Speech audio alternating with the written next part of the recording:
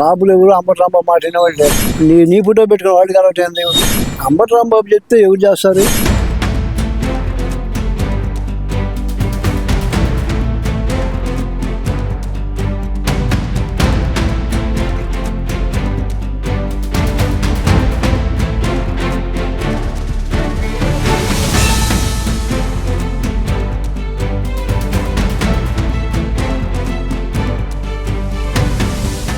మా జగన్మోహన్ రెడ్డి ఫోటో పెట్టుకొని దళపతి విజయ్ గెలిచాడు అక్కడ. ఈసారి 2029లో ఇక్కడ కూడా అదే పరిస్థితి. కంటెంట్ ఉన్నవాడికి కట్అవుట్ తో పని లేదు అంటున్నారు కదా. మరి జగన్ ఫోటో పెట్టుకొని ఏం గెలవలేదు. అక్కడ ప్రజలు ఇచ్చారు అతనికి, ప్రజా అభిమానం సంపాదించుకున్నాడు. ఈ జగన్కి అసలు మైండ్ సరిలేదు. మైండ్ సరిగా ఉండేవాడైతే మంచి మెడిసిన్ వాడుకొని రావచ్చు. మొన్న పోయాడు వాళ్ళకి మెడిసిన్, మొన్న కూడా మంచి ఇచ్చినట్లు డాక్టర్ వాళ్ళకి. నీ ఫోటో పెట్టుకుని వాళ్ళు కాబట్టి వాళ్ళ రాష్ట్రం, వాళ్ళ అభిమానులు వాళ్ళకున్నారు. అతను గెలిచాడు. ఇక చెప్పేదానికి అంత ఆశాస్వాదంగా ఉంది. వినటానికి కూడా అది హింసంపుగా లేదు ఆ మాట. ఇక్కడ నేను 11 సీట్లకి ఇసిరేశారు. ఫుల్ మెజార్టీ పరిపాలన చేసుకోవాలి బాబు సక్రంగా అంటే చేయాల్సిన చండాల పని అంతా చేసేసి చెడగొట్టుకున్నారు. నీ మాట నుండి అక్కడ ఓటేసేవాడు కూడా కాదు. నీ మాట వినలేదు కాబట్టి నేను వాళ్ళ అభిమానులు వాళ్ళు ఓట్లు వేసుకున్నారు. ఎమ్మెల్యేనే చెబుతున్నాడు డైరెక్ట్. తాడిపత్రి చంద్రశేఖర్ అని చెప్పి ఒక ఎమ్మెల్యేనే చెబుతున్నాడు జగన్మోహన్ రెడ్డి ఫోటో పెట్టుకునే గెలిచాడు విజయ్ అని. ఆ తాడిపత్రి ఎమ్మెల్యేకి ఏమన్నా కళ వచ్చిందేమో.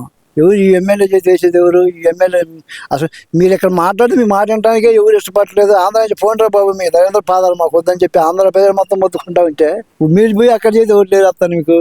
అవన్నీ ఇప్పుడైనా మీరు ఇవన్నీ మానుకొని మంచి ఆలోచనతో మంచి సలహాలు ప్రతిపక్షంగా ఇస్తే మీకు ఏదన్నా కొంచెం ఇప్పుడు 11 కాబట్టి ఇంకొక 1-2 సీట్లు పెరిగే అవకాశం ఉంటుంది.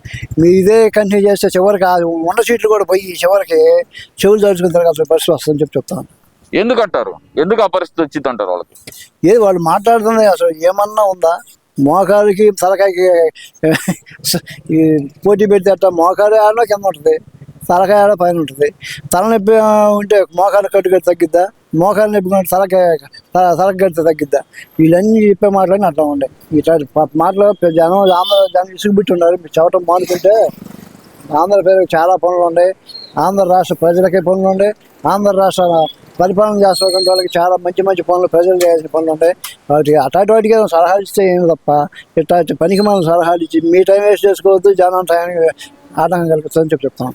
ఇక్కడ మరి వాళ్ళు అంటుంది ఏంటంటే కనుక జగనే మద్దతుగా ఉన్నాడు అతను అక్కడ అని మాత్రం చాలా కాన్ఫిడెంట్ గా చెబుతున్నారు. నాకు చిన్న డౌట్ ఏంటంటే అక్కడ ఫోటో పెట్టుకొని గెలిచినప్పుడు ఆంధ్రప్రదేశ్ లో మనిషి నిలబడ్డాడు కదా, ఇక్కడ ప్రతిపక్ష హోదా ఎందుకు రాలేదంటారు? అదే వాళ్ళకి తెలివితేటలు అయ్యే వాళ్ళ తెలివితేటలు. మీరు తెలివి తక్కువ మాటలు మాట్లాడి ఆంధ్రాలో వెళ్ళిపోయారు. ఇదే మాటలు అక్కడ మాట్లాడలేదు. వాళ్ళ చేత కూడా ఏదో ఒకటి అనగొన మాట అనిపించుకోవడానికి అంతే తప్ప ఎవరు వాళ్ళకి అసలు ఏదో చేసేది. పొరపాటు ఒక్కసారి అని చెప్పి బతలాడుకుంటే వైఎస్ కొడుకు ఏదో చూద్దాం అనేసి చేయడానికి చండాలం అంటే చేసి పెడతాం. ఇంకా అక్కడ పోయి మాకు మెజార్టీ అసలు ఎవరు అసలు మీ మాట్లాడేది? అసలు ఎవరు మీరు? ఆంధ్ర నుంచి పోయినరా బాబు, ఆంధ్రాకి మీరు దరిద్రంగా తయారని చెప్పి ఆంధ్ర పేరు కోరుకుంటామంటే ఆడపోయి మేము గెలిపించాము. ఇవన్నీ వినటానికి తప్ప కరెక్ట్ కాదు. ఇక్కడ విజయ్ గెలిచిన దగ్గర నుంచి ఒంటరిగా వచ్చాడు, ఒంటరిగా గెలిచాడు. ఇక్కడ పవన్ కళ్యాణ్ 10 సంవత్సరాలైనా ఒంటరిగా పోటీ చేయలేకపోతున్నాడు అంటూ పవన్ కళ్యాణ్ గారిని ఎందుకు టార్గెట్ చేస్తున్నారు అనుకోవాలంటారు? అదే పొనుకున్న సింహాన్ని కదిలిచ్చి ముక్కలు చేపించుకోవడానికి ఏమీ లేదు. పవన్ కళ్యాణ్ గారు కానీ కూటమి ప్రభుత్వం వాళ్ళ పరిపాలనలో వాళ్ళ పనుల్లో వాళ్ళు నిమ్మకమే ఉండాలి. వాళ్ళు కదిలిచ్చి లేనిపోయింది తెచ్చుకోదు, అవసరం తెచ్చుకోదని చెప్పి వాళ్ళు చెప్తా ఉన్నారు. వాళ్ళు ఏ కాడికి ప్రజా సమస్యల పరిష్కారాన్ని దాంట్లో నిమగ్నమైపోయి ఉంటారు. కూటమి ప్రభుత్వం కానీ పవన్ కళ్యాణ్ గారు కానీ ఇప్పుడు ఉన్నటువంటి నాయకులు కానీ ఆఫీసర్స్ కానీ వీళ్ళంతా ఆ పనిలో ఉంటారు. కదిలిచ్చి తనులు తినొద్దని చెప్పి చెప్తా ఉన్నారు. పవన్ కళ్యాణ్ గారు దమ్ముంటే ఒంటరిగా పోటీ చేయండి అనే మాట ఎందుకు అడుగుతున్నారు? ఏం లేదండి, వీళ్ళకి ఎట్టనే కానీ పవన్ కళ్యాణ్ గారు చంద్రబాబు గారు కలిస్తే వాళ్ళకి తిరుగులేదని అర్థమైపోయింది. ఇప్పుడు కాదు ఎన్నిసార్లు పోటీ చేసినా వాళ్ళు తిరుగు లేకుండా వాళ్ళు ప్రభుత్వం చేయగలుగుతారని వాళ్ళకి అర్థమైపోయింది. ఎట్టకట్టి ఇద్దరి మధ్య స్విచ్ పెట్టాలని ప్లాన్ వాళ్ళది. ఈ ప్లాన్ పసిగట్టి వీళ్ళు వాళ్ళ కూటమి వాళ్ళు కరెక్ట్గా కొనసాగించి తప్పులు లేకుండా ప్రజలకు ఎంతో మేలు జరిగే విధంగా పరిపాలన చేయాలని చెప్పి కోరుకుంటున్నాం. ఇప్పుడు వాళ్ళు గతంలో ఏమన్నారు, ఎంతమంది అయినా కలిసి రండి మా వెంట్రుక పీకలేరు అన్నారు. ఇప్పుడు ఒక్కొక్కరు రండి అని ఎందుకు అడుగుతున్నారు? అదే చెబుతుంది.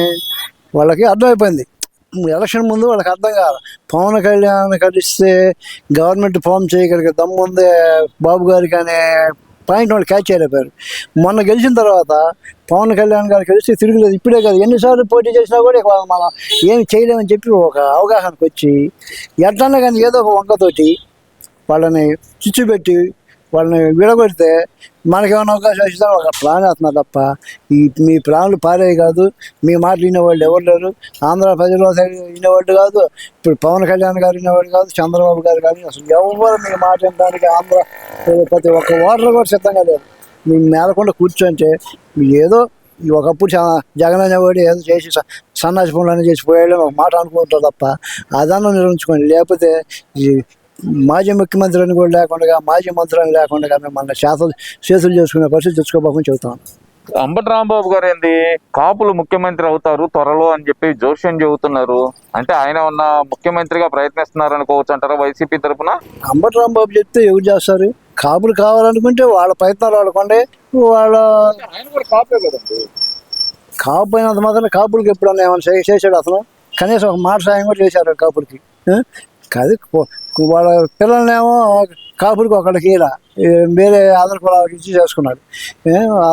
సరే ఏదన్నా కానీ కులాన్ని మాట్లాడాడు కాబట్టి కులానికి ఉండే దమ్ము కులానికి ఉంది, కాపు కులానికి ఉండే దమ్ము కాపు కులానికి ఉంది. కాపు కులం చేయాలనుకుంటే చేసే పనులు చదివి చేయాలని చేయగలుగుద్ది వాళ్ళకు ఉంది. నీ చేతి తెప్పించుకోవాల్సిన అవసరం కాపు కులానికి లేదు, ఆంధ్ర ప్రజలకే లేదు.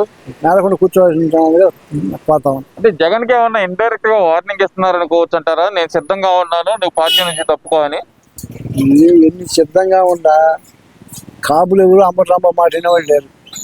కాపులు వాళ్ళ ప్రాణాలు వాళ్ళకు ఉంటాయి, వాళ్ళ దమ్ము వాళ్ళకు ఉంది. ఈ అంబటి రాంబాబు అటువంటి వాళ్ళు మాట్లాడాల్సిన అవసరం కాపులకి లేదు.